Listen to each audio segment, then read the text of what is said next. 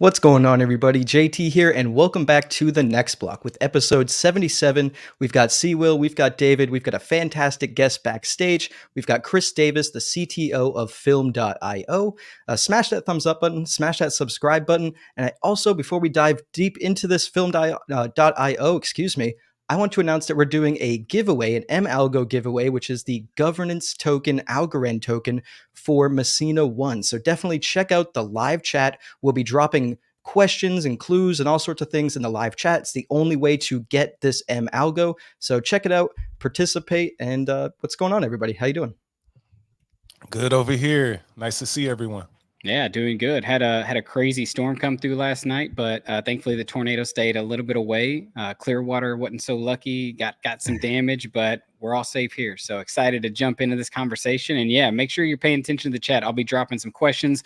First people to answer them will have some opportunity to win some M-Algo. As you know, the governance window, guys, is shrinking. You got like less than 24 hours left to commit those algo. And I think the Messina currently, or M-Algo liquid staking, the APR is still 50%. So still some good yield out there for those who have some algo, don't know what to do with, put it in governance and earn that yield.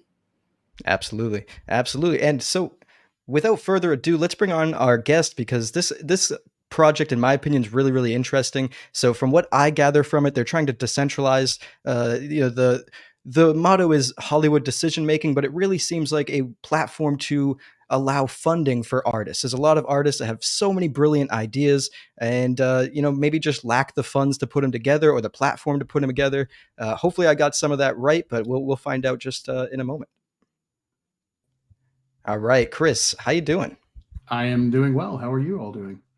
We're doing fantastic. Well, I'll speak for me. I'm doing fantastic. Thanks, JT. I'm great as well. Happy to have you. Yeah, absolutely. So as mentioned at the top, for everyone in our audience, we've got a lot of Algorand listeners. I'm sure eventually we'll get some film.io listeners too that might already know who you are. But you are Chris Davis, the CTO of film.io. Very curious if, my intro of the project was correct. So I want to see if you'll correct that or expand on that a little bit. But what is film.io, and what did I get right and what did I get wrong in that introduction? Everything was right. Perfect. It was just what you're talking about is the beginning of who we are and what we're doing, which is actually pretty exciting. When we envisioned film.io, it's a platform for creators to tell the stories that they want to tell that means something to them. I always say that if every person has a story to tell, and if you're sitting there right now and you have this burning desire to tell a story that no one else has told that's unique to you, you should be given the opportunity and the tools to do it. Even if you know nothing other than you have a passion to tell this story, there should be a place for you to go to help learn how to do those things. And most importantly, right now, especially, is build an audience around that idea and allow the audience to help guide the story and the production by being involved. And we believe that that is really going to be one of the big things that change how content is made. And I use the word content very specifically because, as you said before, that could be a book, it could be music, it could be film and TV. We have a lot of experience with film and TV. Our core group were basically half serial entrepreneurs, half industry executives, and then you had a couple of people like me who are on both sides of that divide, because I'm a creative as well as a technologist. And we all saw technology gets a bad rap, especially in entertainment and content creation. And we know that technology is agnostic. It's not good or bad. It's how you use it. Yep. And we believe technology should make the world better by empowering people to do more things, as opposed to being a replacement for people or something that gets in the way of people and what they want to say. And so we're trying to build a platform that utilizes technology to help people make more content, because stories and art change the world. And the less art we have, the worse the world is, in my opinion. And so That's kind of why I'm here as a person individually. That's why I do this nonsense, because what we're doing is insane. But the reason I get up every day to do it is because I believe that art can save the world. And the more people who have opportunity to make art, the easier it will be to save it.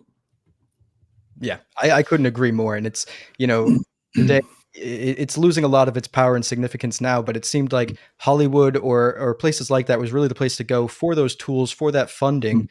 And, now the ability with blockchain technologies to decentralize that, decision-making process, the funding process, and really just the engagement process as well, to also just have people all across the world working on something all at the same time that maybe you've never even met before, which is fantastic. It truly revolutionizes, where things could be. But I'm curious. You mentioned all sorts of different types of content.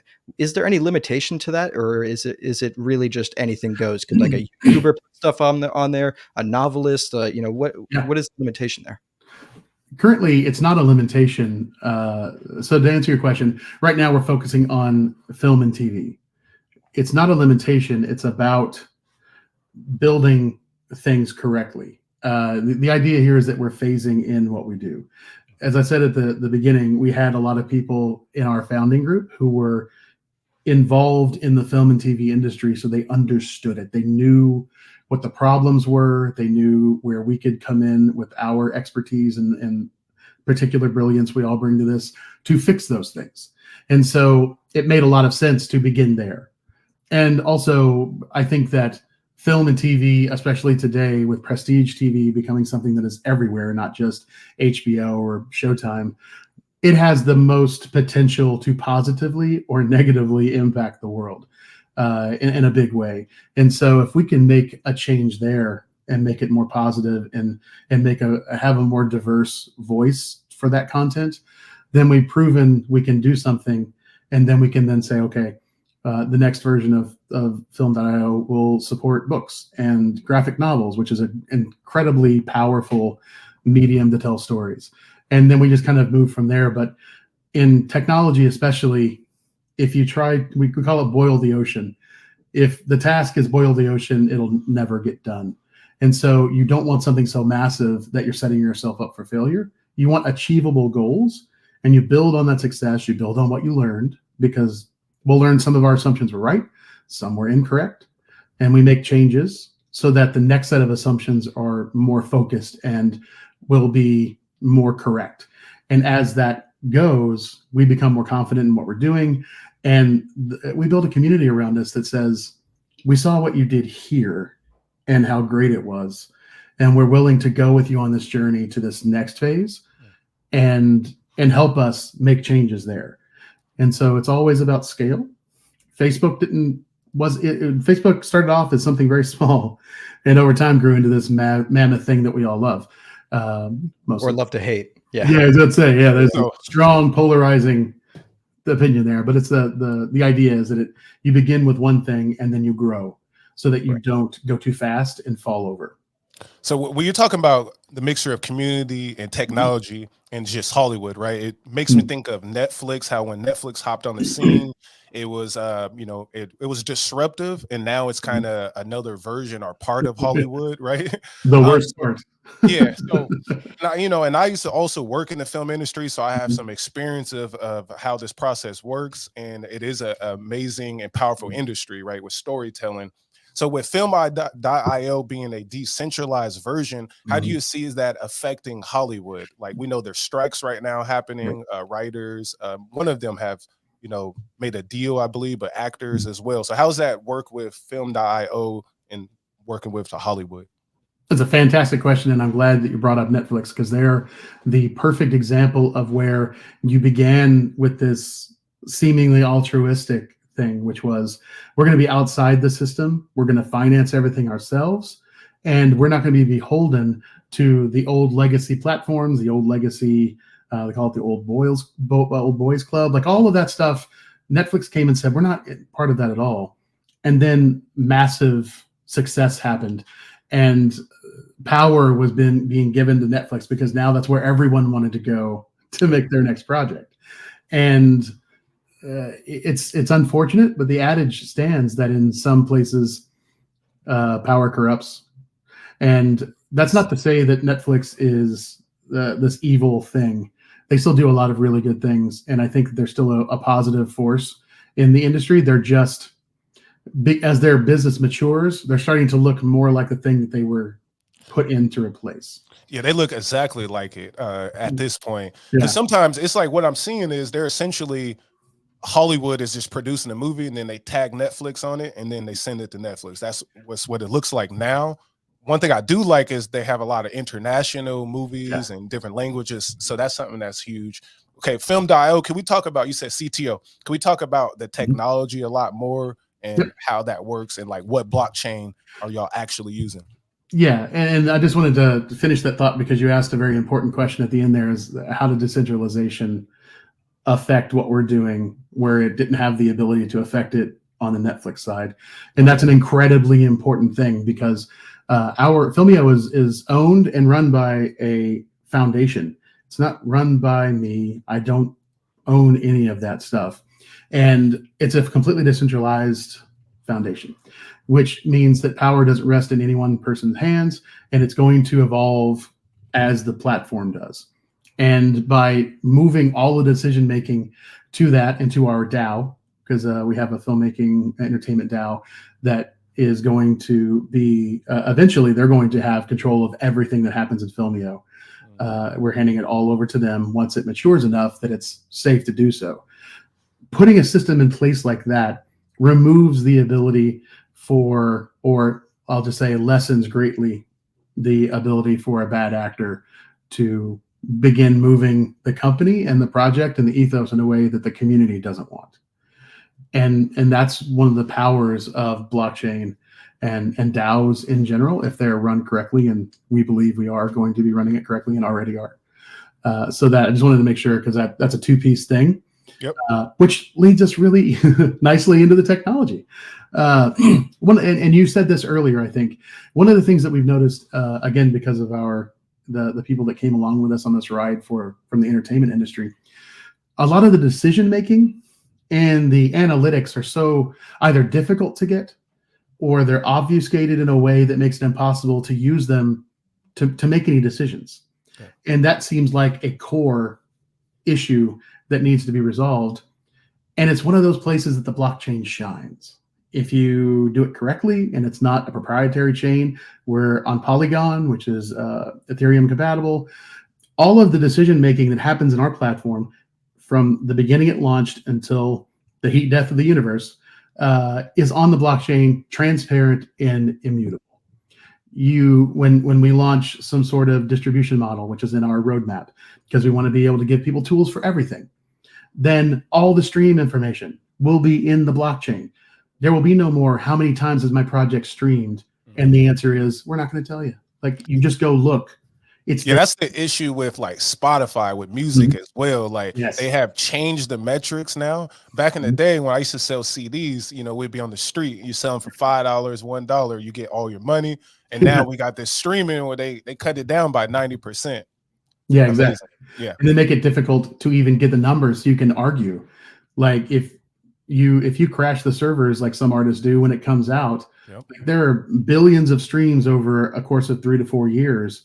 And if you as an artist had access to that information, you could make a better argument for a better split of revenue, because your business as a streaming platform like Spotify is wholly dependent on the output of artists, which is exactly what the WGA and SAG is arguing. These studios would not exist without the output from these artists and the support crew and Crafty and all of those things. They all are the ones that create the value that is then sold by these studios. It's a symbiotic relationship because the studios fund all of this stuff, but we've gone away from it being symbiotic to almost indentured, it feels like, in some. Craft services.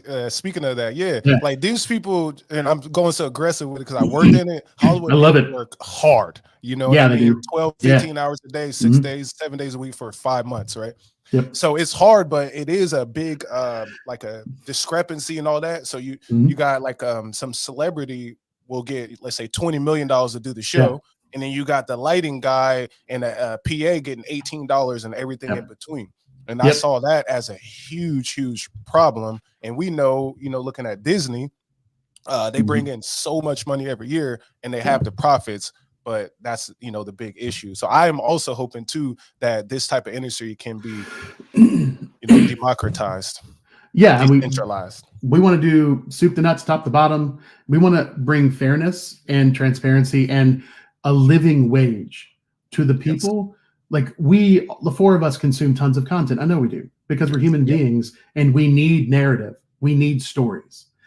And everyone who is involved in bringing that story to you, so you can sit in the evening with your kids or your significant other, your partner, and have a moment of escapism, have a moment that challenges your observations of the world and your preconceived notions, things that make you a better human being. Every person who is responsible for bringing that to you, for you to have that moment, should be compensated fairly. Yep. Like no person is more important than the other in that sense, because all human beings matter and they all are necessary. If that gaffer and that lighting, like the Best Boy Electric, like all of these fun names that they have, if they don't show up for work, that production doesn't happen. It doesn't matter how great the actor is. You know what I found, I saw Denzel or Samuel Jackson talking about this, but honestly, the actors are the least important of everything. If you really go work on the set, they're the last. Like they are, but they deliver the lines, but you got 350 other people that do everything. Right. They get to the moment where they can. Yes. And it's this weird world that they live in where 90% of the work is done by these people you never see. They're just names that crawl at the end of a movie. Yep. But the actors are the ones who move us. And so there is a relationship there. While in that sense of percentage, they are the least impact from commercial viability, how we connect with people, they are the most important. And it's just a weird, like, I agree with you completely though, because they get all of the credit, they get all of the accolades, they get all of the money. Yep. And the people that support them, that make it possible to do the job that they need to do, are the ones who are kind of shunted to the side. And that is abhorrent and should not happen. Everyone should be celebrated for doing something that matters. And that's one of the things we want to do. Like, we have this concept of makers. We want to, right now we have filmmakers and fans in our ecosystem, because those are the two groups we want to bring together, because those two together can make something great. That's the first step. But once you put a project on, you have 50,000 people that say, I love this, I support it, they've voted on it, they've reviewed it, they've staked tokens, our native governance token. They've shown that this is an idea that matters. The next step is making it. But to make it, you need all of those people who we classify as makers. Electricians, plumbers in some sense. Like, it runs the gamut. People who build sets, who do wardrobe and costuming, and all of those people are the makers who make a production possible. And they should be first-class citizens in our application too. And allowing, like, they talk about, it's like a little village forms when a movie is made or a TV show. There are sometimes 10,000 people that live and breathe and eat together, like you were saying, for 5 or 6 months. Every day. Family. That's all they know for that 5 months. That is a little microcosm of the world. You give up your family for this. Yeah, exactly. Yeah. And sometimes you're in harsh places where it's uncomfortable, because no air conditioning, because you're in the middle of the desert filming. I've been in a mountain filming and not. Yeah. It's just like, you should be represented publicly for the things you've done, and you should be compensated fairly. And that's what we're trying to build, a platform that allows us to do. And blockchain is a huge part of that.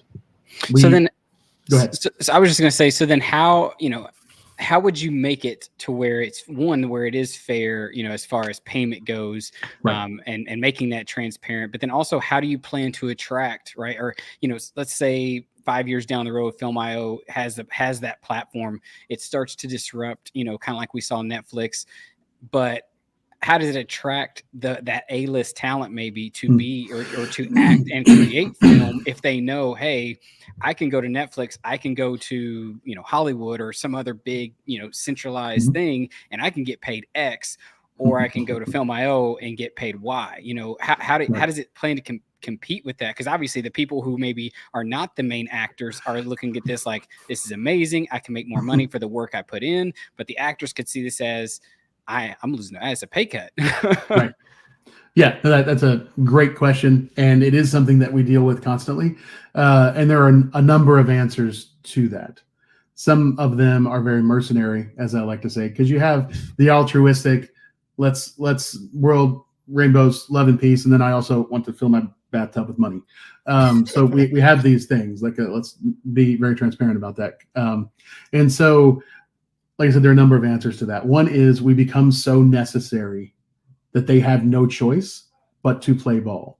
And we're not talking about them being the star of a movie that has a budget of $150 million and they're getting paid scale.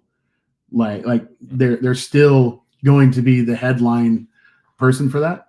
And they would negotiate with the entity that is behind the project their own compensation. It's just now a studio isn't doing that. Yep. The filmmaker gets to do that. The person who this is their love and passion. It's their idea. They birthed this and brought it into the world, and they did all the work to get to the point where they want to talk to them anyway. And so that human being gets to negotiate the future of their own idea, their own property, and they retain the IP in this scenario because the studio is not purchasing it from them. And so that's one. Yeah. But there could be. But the other thing is, we fully envision a world where our API services are being licensed by people like Netflix because everyone needs content. That's going to be the next 20 years. The big rush is we need the most content of the highest quality for the right price so that we can continue giving things to our customers. And so being able to say, come play in this world, you're not going to have any advantage that's unfair. Ingredient X, the company that I'm a co-founder of, that's behind all this, that we do the software development. We're also a studio. We've financed TV shows already. We've financed a couple of movies. We're going to be, as a studio, in there, just like everyone else, looking for projects we believe in that we want to help back. What you're saying is also big studios could be a participator as well as like as an investor. So it could have very similar, same processes, but more decentralized kind of. Well, I'm getting exactly. And they don't have the stick to say you're going to do what we want because there's only 5 of us, and I'll talk to those other 4 and tell them not to blacklist you. Like none of that nonsense, because everyone is it's a level playing field that we all participate in. And I believe that if we get the right momentum and we have the right projects come out of this that show that the system works, that it will be a detriment to these studios to not participate, but they'll have to participate on according to the rules that the DAO sets, not me, not any of that stuff. And I believe that you're going to see when it is easier to make content without having to sell your soul, the rules are going to change as to how these things happen. You're already seeing that. This thing with royalties and residuals goes back to 1930. This is not a new argument, and it's going to come up every time there's a negotiation because technology pushes all of us forward, and some industries are so old and set in their ways that they don't keep up, and they don't want to keep up because keeping up means they have to share the wealth a little bit more.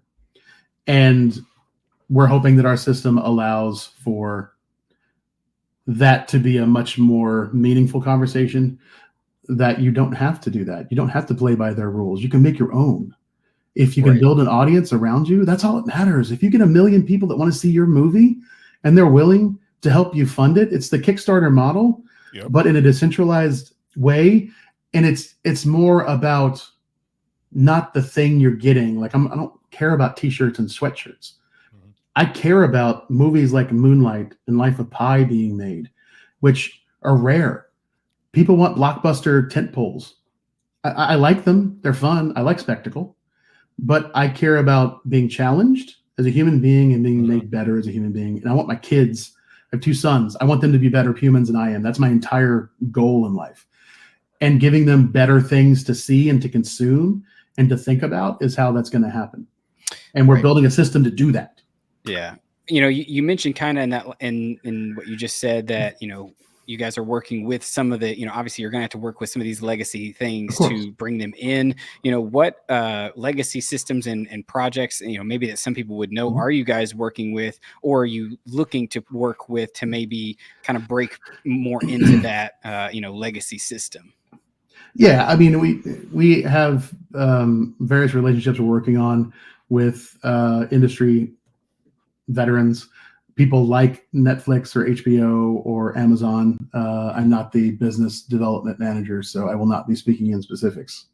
But those conversations are ongoing. They always are with any new entrant into this environment, because it is in the best interest of the established players to be aware of competition and know where they can utilize it and take advantage of it so that they can stay where they are. And they're very good at keeping track of those things. And surprisingly, there are people inside of these legacy structures that get what we do and they resonate with what we want to do. And they want to bring, as much of that into the legacy structure as possible. It'll never change all the way, in the next 50 years. I can see a future where this is how all movies are made, and studios become these little tiny things that there are thousands of that specialize in a specific type of content because you can. Yep. And they represent things better, and better content comes out because you're not having to have 50 projects that you're shepherding that are in all these different genres that you don't know anything about. You focus on documentaries about endangered species. That's what your company does, when you have all the support to do it, because platforms like ours exist to make that possible. And so we work with them in the sense that this is who we are, and we're not going to change who we are because we don't need to. But we would love to help inject some of this into your business and show you that it is good business. It's not just good for the soul and good for the world and all of these things. It's actually good business, because the generations that are happening right now, they care about this. My generation didn't.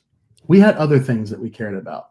But the 20-year-olds today, they care about what the companies that they patronize are doing to impact the world in a positive way. And that's going to be more the case, not less, because all of the kids that are growing up today are seeing how the world is not going in the direction they want it to go. Not at all. Right. Ain't that the truth? And they want to change it. They're like, that's their passion, is creating a world that is more in line with what they think it should be. And that it goes, the books they read, the movies they watch, TV shows they consume, all of that stuff is part of that mission. And so eventually that's going to have to be a big part of how everything is done, is that what good is coming out of this, as well as how much money you make and all this other stuff. Those are all valid concerns. And it's not, there's nothing wrong with making money. No. I believe there's something immoral about hoarding money to the detriment of the rest of humanity. I don't need $50 billion. So like I want my kids to be fed, and I want my roof over my head, and not want for the things that are necessity. And then anything else I make, I should be using it to make the world better. That's my personal thing. And that's what I want the platform that I help build to champion as well. I like that. I respect that. I think this would be a perfect time for a break, JT. Absolutely. Absolutely. So I have a couple questions for you for when we get back from this quick little ad break. So everyone stick around, like and subscribe. The questions are going to be, just to leave some anticipation, I want to talk about the makers that you were talking about before, and really the step one process. And I want to start with how it looks from a film creator's perspective using the platform, and then how it looks from a fan's perspective using the platform. But real quick, we want to give a shout out to our sponsors here. So I'm going to share my screen and let's see. Perfect. Let's do it. So shout out to Examarket. Examarket is a fantastic NFT platform where you can discover and exchange NFTs like never before. Head on over to exa.market, that's EXA.market, to check out the NFT platform that, in my opinion, is the best one on Algorand. Definitely go check it out, exa.market. And now a quick word from our other sponsors.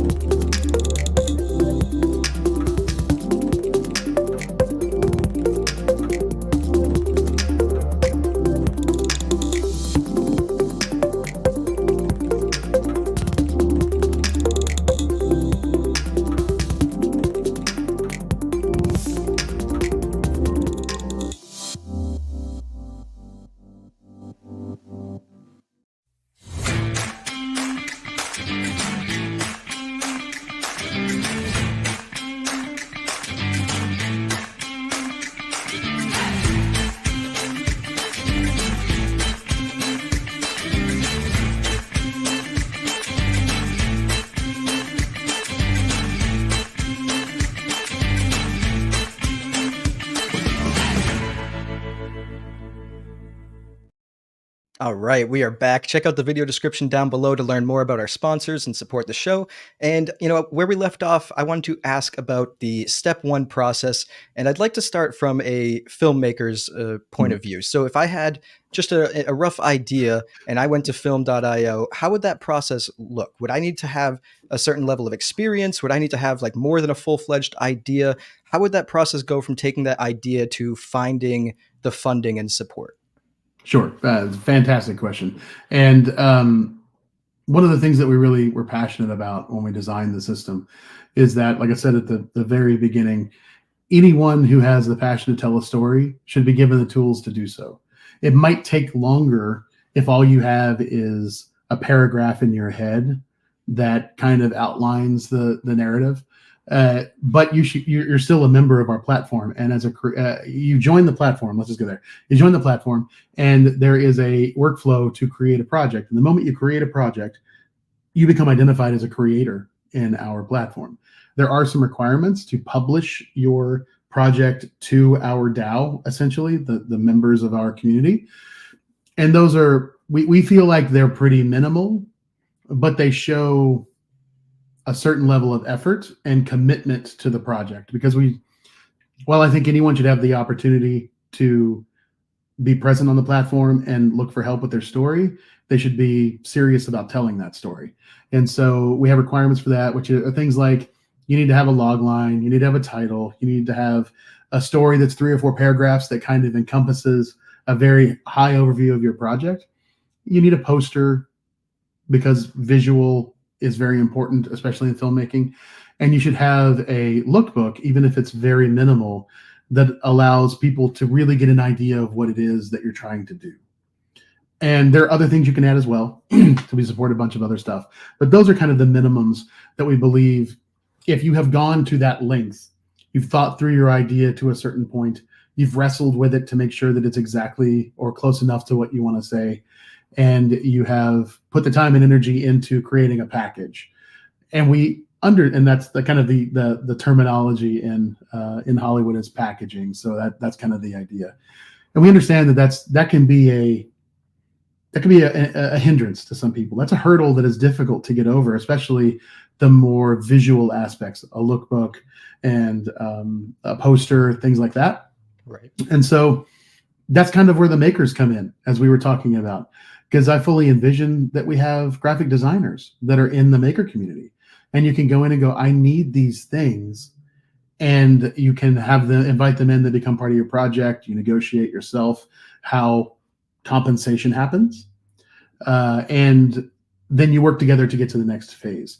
We've also negotiated with some companies in Hollywood that do this. Buffalo 8, I believe, is the first one we've had a good relationship with, and they get what we're doing and want to support it. And so they've created very steeply discounted packages. So if you need help from that, but you want something a bit more professional that you can hang your hat on, then you can go to them through us and get a very, surprisingly low, just from how much that stuff costs. They did a real service for our community to do that and worked with them. And they do something professional that is out of this world. It's what most projects have. Like Fight Club would have the same kind of thing. You would have the same quality. And we're trying to continually find relationships like that allow filmmakers to not have to worry about the things that they might not necessarily be good at, because what I want them to do is focus on telling a story. And then we give them the tools and eventually the training, because we want to we're working on getting mentors who are screenwriters and directors and first ACs and people like that to come in and be able to hold live streams like this, where they can answer questions, and it all happens on the platform. Or they can go as a fan. All of these makers will be fans, and they might find your project and go, I dig what's going on here. This is something I want to be involved in. And that screenwriter can say, hey, do you need help with your screenwriting? Do you have a screenplay done? I would love to mentor you, because I think this story needs to be told. And so we're trying to build the community in a way that it fosters that type of collaboration with incentives monetarily. I mean, all of that stuff. But we're leaving all of that again to the filmmaker and the person who is going to be helping, as opposed to us standing up there going, no, we'll handle it all. We got to get our piece of it and all of that stuff. We want to make money to support the platform so it can continue running into perpetuity, but we're not going to function the way classically things have, that it's been a middle person kind of thing, if you will. We want to get out of that as much as possible, and we believe we found other ways to support the platform going forward that doesn't necessitate us to get our fingers in everything and be an encumbrance to progress as opposed to a help. Yeah. Right. David, before you jump in here, could I get the other side of that question as well? So what does it look like from a fan's perspective, or, maybe just a film lover's perspective, or someone that enjoys content that wants to participate and find good projects and upvote, or however, the system might work, good projects that they want to support? How does that work? Yeah. You join the platform, and immediately right now, especially, we are, a lot of things function on our governance token, the fan token, our utility governance token. And so you are given a welcome bonus right now of tokens so that you can immediately start participating. And you can go through, and we have search tools.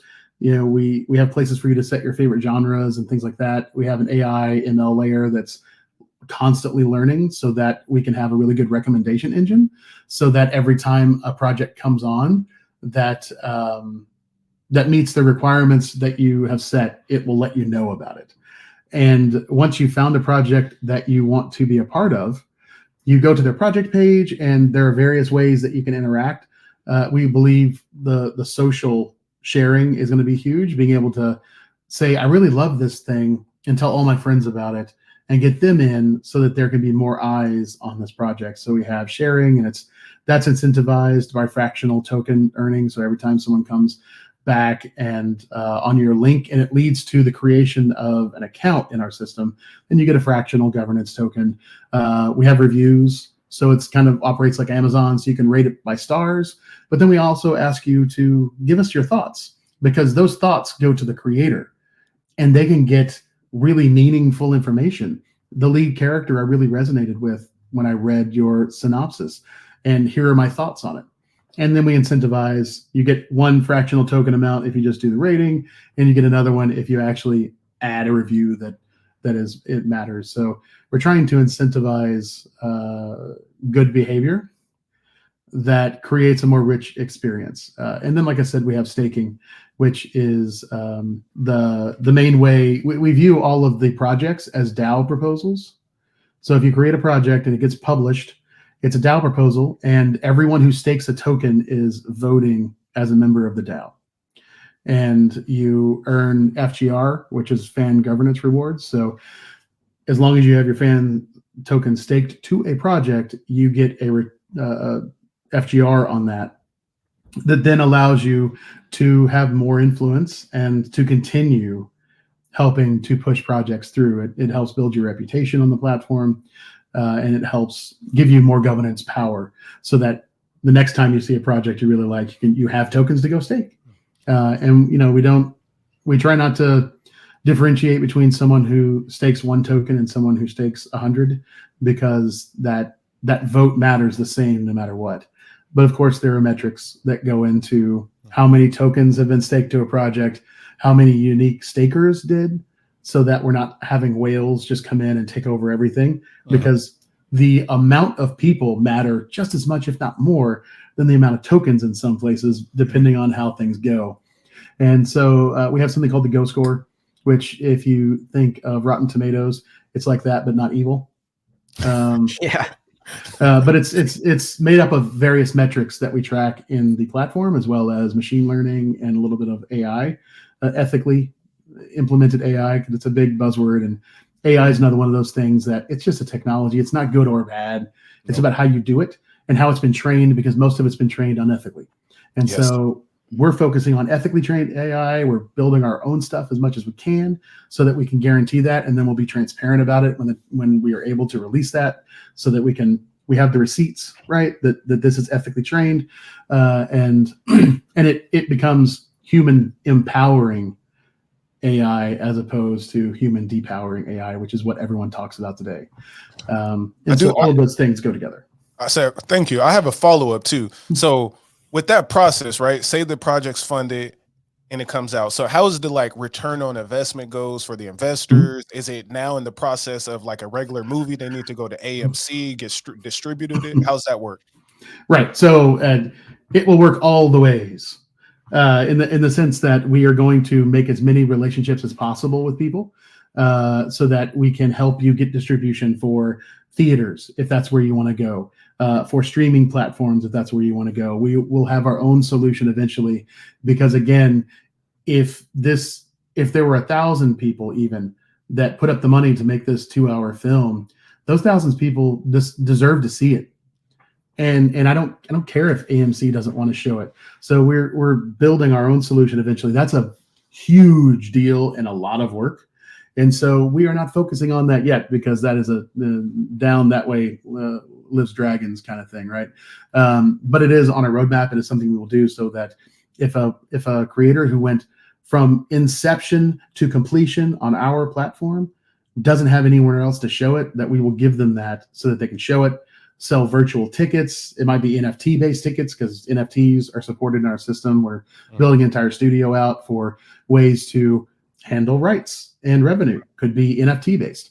The being able to create campaigns where you're able to sell virtual props, so you can have an NFT of the car that's in the pivotal chase scene in this film that came out. Like, you don't get the actual car, but we didn't sell it to you for $100,000, which is what the stunt car would cost. But you get that collectible, and you have this moment, and you get to know that you paid $300 for that thing, and that helped pay for someone to hold a light for 3 days, which made the film. And we want to be very upfront about that. We want people to know the impact they have on the things that they love. Because right now, as fans of content, we're super disconnected to the things that we love. There's no connection there. They don't know how much stuff costs or how much time it makes, or how much time it takes to make it. And what did my ticket purchase do?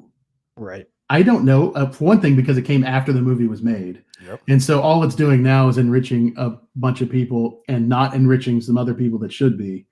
But if we front load this, that was the other thing too, is we want to front load as much stuff as possible. Because films are made now, they make the film and then they go, do you like it? Which is weird. Like, I spent $150 million on something like the Batgirl and all the stuff that got ripped from the HBO Max. It was all done. It was in the can, as they say. They just had some finishing to do, and people didn't like it, and they just took a wash on all that money. Yeah, I remember Disney made that movie John Carter. They spent so much money on the fly. Yeah, exactly. And so, like, put some of that stuff before you spend a ton of money, and that gives you two things, right? That gives you de-risking, in a sense, because you get to, how do people feel about this? There's an animatic that comes out because they did a campaign on our platform, and they raised $5,000, and it allowed them to make an animatic. And now they share the animatic with everyone who is a part of their community on their project. And they go, yes, this is great. I don't know about the design of this character. There's more dialogue that happens, and you can refine, if you choose, as a filmmaker, you can refine what you're doing and get feedback. And then the next thing you come out with is even better, because you did that before you spent a bunch of money for principal photography. The other thing that gives you is wildly passionate and plugged in fans. Yes. Because they had a voice in the process. Everywhere they wanted to, they could vote with their money, they could vote with their time, like all of this stuff. And now you can go, look, this is going to be on AMC. I finally got a distribution deal. It's going to be an AMC streaming service, but I need the numbers to be good because I want this to be first of many, not my only film. And they have people that will show up and watch that film on AMC because they are part of the film. They are not disconnected from it. And I think that disconnection is one of the worst things, because we should feel connected to the stories we love, and we should feel connected to the people that make them. And I think creators, if you could see that there were even 500 people who show up every day. They comment on every post you make. They're giving you support and positivity every day. How much more energy would you have when things are bad? Because filmmaking is hard and it's horrible in a lot of ways. But you can fall back and go, these people care. They care about me. They care about what I want to say. And they care about what this piece of content is going to do to the world, so much so that they're showing up every day just to say, we see you, you have value, and what you do matters. And like, I can't imagine how much of a push that would be, how much fuel that would be for a filmmaker, especially on their first film, to get to the end. Yeah, something I want to ask a question on. You've talked a lot about the process and everything, and I know you guys are still in, like early access, at least, from the landscape of where you guys are looking to go. But do you guys are you guys curating any content and like the team behind it working with any bigger names to actually create kind of like a, I don't know, like an idea template, right, of how this process entirely works? And if not, or if you guys do also, is there any other projects or any other people that are currently like, have projects that are starting off that, people could actually like do some research on and see if they want to get plugged in as far as investing and stuff like that? Like, how much activity do you guys have currently on your platform, even though, like I said, it's in early access? Yeah, fantastic question. Thank you for asking, because I have a fantastic answer. We're being selective, especially with our filmmakers, because we want people who get the idea and will take advantage of the tools that we're offering. Because not everyone will in the beginning, which is completely fine. Like, that's not a judgment call. But when you're trying to just do what I said before, we're trying to get feedback before we launch big and spend hundreds of millions of dollars on this stuff. We're doing the same thing. We need feedback from people. We need people who are going to be champions of what we do. And so we look for creators who we do private intros and demos of our platform and go, this is what we do. Here's where we're going, but this is what we have today. This is why we think it'll help you. What do you think? We have conversations, and then they get to decide if they want to be a part of what we're doing. And it's been very gratifying that a lot of filmmakers across age ranges, genders, all of that stuff are looking at what we're doing and going, yes, this is something I want to be a part of. And we have over 100 projects that have been hand selected that are in there, that are being used. They're in different stages. We have one that's in the can, as they say, that is in final edit, that is now looking for distribution. We have a number of them that they have fully realized scripts, and they have lookbooks, and they have people attached, and they're going. We have some that are just ideas that have just met the minimum for publication, but communities are building around them. People are asking about it, going, I like this. Here are the things I like. Here's what I don't like.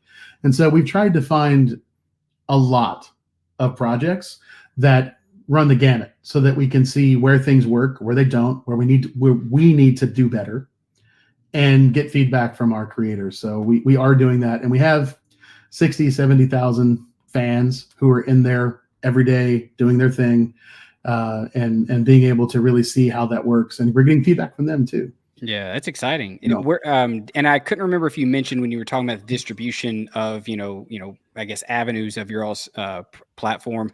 You said you had one in the can. Where would it be distributed? I guess most popularly for people to actually view the work that's been created. That one specifically has A-list celebrities attached, so it's a real good possibility it's going to get wide distribution, because it has like Ron Perlman and some other people. Like, I'm excited about it as just a person who likes cinema.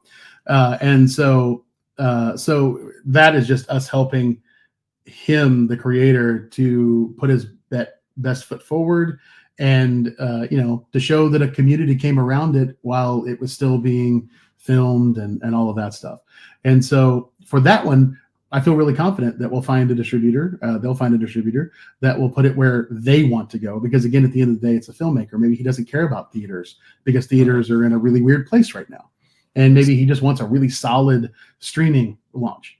And so that's what he's going to go for. And I think he will. There are others that are also in production and that are getting close to being done that don't have names attached to them that are household. And so there will be much more work on that we will do with them as much as we can, of making connections, getting doors open so they can talk. I think that streaming has issues. It has issues around a lot of things, but it also, when done well, is a very egalitarian distribution model that allows a lot of people to have access to what you do. That's why everyone loved Netflix in the beginning. Yeah. Netflix didn't start its streaming service with its own content. It streamed stuff that didn't find distribution, that sat on a shelf for 3 years because the studio had a new head and they didn't like that type of content, so they're not going to release it. And then Netflix bought it to release it. So we're trying to find the right partners that line up with our ethos and our mission, but will also give our creators the best chance of finding distribution and as many people as possible seeing the important thing that they made. Yeah. And one last thing I want to ask is, is there a aspect of film.io that you guys would look to add, or is maybe already in the works of, like, once these films get distributed, whether it's going into a theater, whether it's streaming, that the fans of the show could actually earn that fan token or the native token of the platform to then reinvest, right? So, like, almost like being paid and rewarded to actually go and partake in viewing it and helping it grow, I guess you could say. Sure. I've got all kinds of I'm a dreamer. That's why I'm good at what I do. And so I've got a lot of AR ideas, because we're going to eventually have mobile apps that are native. I want to have very specific apps for different use cases, as opposed to trying to have one that's the kitchen sink that does everything and it does it badly.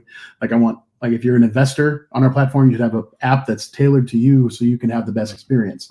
And as a fan, being able to go into a theater and checking into a movie that you're a part of the community of should absolutely give you something, because you're showing up. Again, what I was saying before, they are proving how passionate they are about what you do as a filmmaker, and they show up. They should maybe get fan tokens. They should get badges in our platform, because we like the whole gamification social stuff.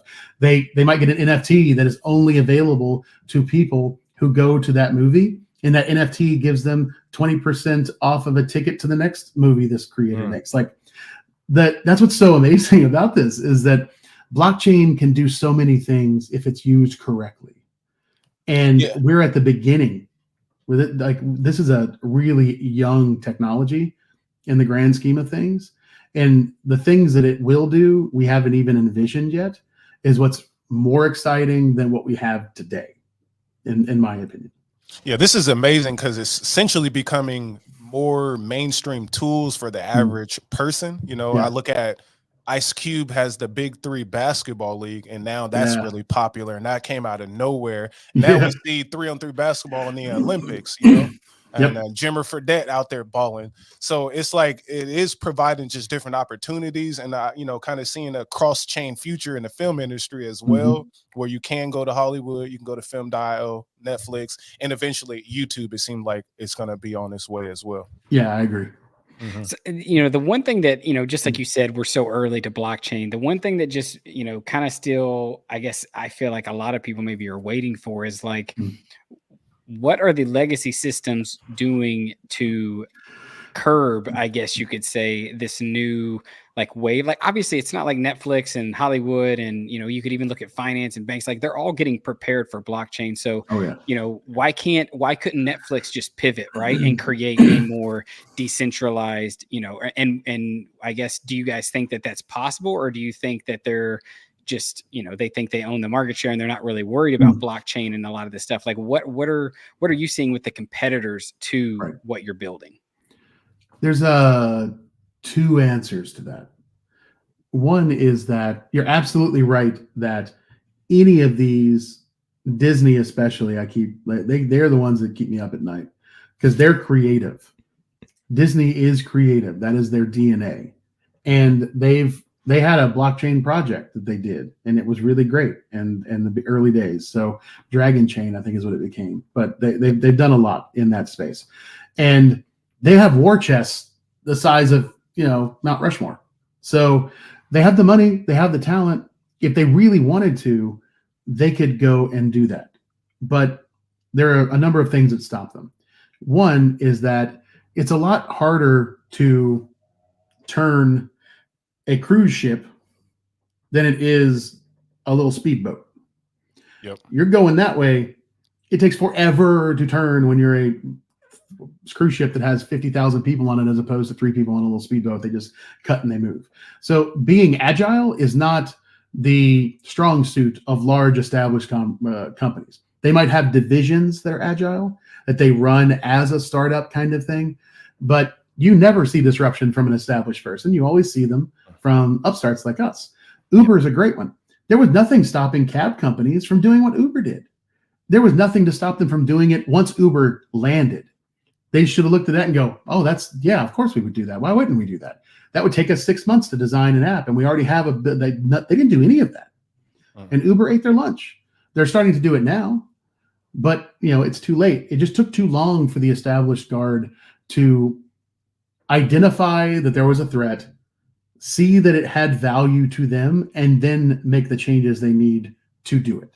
Okay. And so that works in the favor of every startup. That's the only reason, from Apple to Microsoft, IBM, all of them started by identifying a problem, and they knew that they were small enough and fast enough and dumb enough to take it on, because a lot of them were just so crazy. Like the level of defeat and failure in all of these things was so high that it kept other people out. You have to be a little crazy to jump into these things in these massive markets and say, I can do something better, stronger, faster.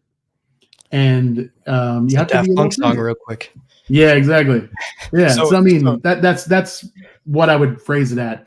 And so is film.io for sale? Because when you talk about that, like Netflix had an opportunity to buy Blockbuster. Yeah. Vice versa, Blockbuster bought Netflix and they didn't, right? And then we see this is random, but JP Morgan bought this company called Gusto that I used to work with an employer. So is Disney, a potential type of situation? Is film.io's technology or the structure of it for sale later in the future?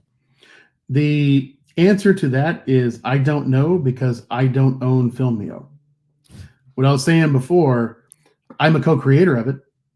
And I helped design the technology and all of that as a member of Ingredient X. A decentralized autonomous foundation owns Filmio. So it's entirely possible that Disney could wave $1 billion at that foundation and say, we want to acquire Filmio. And the foundation will have to do a DAO proposal. Like, we're a real blockchain thing. Yeah. But like, if they do a DAO proposal, and 90% of the community says this is the right thing to do, then they will, because that's the whole point. That 5 people, which just so happens that's how many of us founded the company in the beginning, 5 people don't make that decision. The community does. And that's, we put our money where our mouth is, or we put the lack of money where our mouth is, in this sense, that we really mean it. We mean it, that this is a decentralized autonomous organization. We don't have the ability to make those decisions. We made it very specific that we couldn't. And we will be, eventually every board member of that foundation will not be any of the founders. We won't have anything to do with it. Like, we're already moving in those directions. Web3 ethos. Yeah, exactly. That is huge too, because then it's like, even if there is a point where it's sold, right? It's at least then I'm sure the proposal would be rewarding the entirety of the people who supported the project all the way through, instead of just like it is nowadays, where it's like, oh, that's just a really big payout to the CEO and his 4 friends. Right. Everyone else just loses their job. Yeah. Or the people who bought shares and stuff like that of the company if they had it early on. So that is really big. Yeah, this has been a really illuminating conversation, and I definitely want to dive a little deeper into what film.io is. It seems like we could probably talk for another hour or two about this topic, so we'll definitely have to keep tabs on the project and have you back on the show sometime in the future. I think this has been a fantastic discussion. I hope everybody in the live chat thinks so as well. Chris, if you could let everyone know where they could go to learn more about film.io, where they can go to learn more and follow what you're doing, and so forth. Yeah, of course. The best place to go right now is just film.io. That's our main website. It has the whole breakdown of what we're doing. Our black paper is linked there for the techie nerds that want to get deep into what's going on, as well as just some more information about what's there. There's also a place to sign up. If you're a creator or a fan who wants to get into early access, we are rushing headlong into open beta, where there won't be any restrictions anymore, because we feel passionate about we're at a place where it makes sense to do that, and we're just buttoning things up and trying to get out as soon as possible. But while we're still in early access, you can go and sign up for the waiting list there, and we're bringing people in all the time. We're throttling it so we can serve them well and get feedback right. But we're always inviting more people, especially filmmakers, because that's who we're trying to really serve right now, is to give them the platform they need to make content. So if you're a filmmaker, please go sign up, and you'll hear from us. I'm boring. You don't want to hear much more from me, but I'm usually Chris J. Davis everywhere. I don't do Chris Davis because there's a baseball player in Texas who owns that name. And so I'm not that famous. So just Chris J. Davis everywhere, Twitter, Facebook, Instagram. I had to put ORG at the end because I deleted my previous account in protest like 10 years ago, and they won't give it back to me. Yeah. But yeah, everywhere, Chris J. Davis. And I love to talk about this stuff because I am, hopefully it came across that I'm enthusiastic and genuinely passionate about this. As I went to art school. I learned how to program because I needed to pay for my family and have a roof over my head. But I studied art and music. I'm a creator first, and the tech stuff is how I make it possible to create. And so I talk about this all day. I love just chatting in general. So if you want to hit me up on Twitter, Facebook, LinkedIn, insert social thing here, Threads, whatever. Right. That's where you'll find me. And please reach out. I love to talk and would love to share more about what we're doing and why it matters. Yeah, for sure. And thanks for coming on the show. And also to the winners of the M-Algo, which is the governance token for Messina Liquid Staking. I will be sending out that M-Algo shortly after the show is done. So thanks for playing a part. And if you haven't already, get out there and stake that algo for governance. The clock is ticking. Absolutely. And hopefully you'll join us. We have another special show on Saturday. So usually we go live every Thursday, but we're doing another show on Saturday with Sig Toshi of Mad Apes NFT project on VeChain. A little bit of cross-chain action here, trying to get, word, a little bit of story from everybody, obviously. We're trying to silo ourselves in. And hopefully you'll join us then. And then next week, I believe, is it next week that we have Anthony Scaramucci on? Next Thursday? week. Yep. Fantastic. So definitely subscribe, hit that notification bell so you don't miss all those episodes. And Chris, if you could just sit tight for one moment, and everybody else, we'll see you in the next video. Thanks. Peace.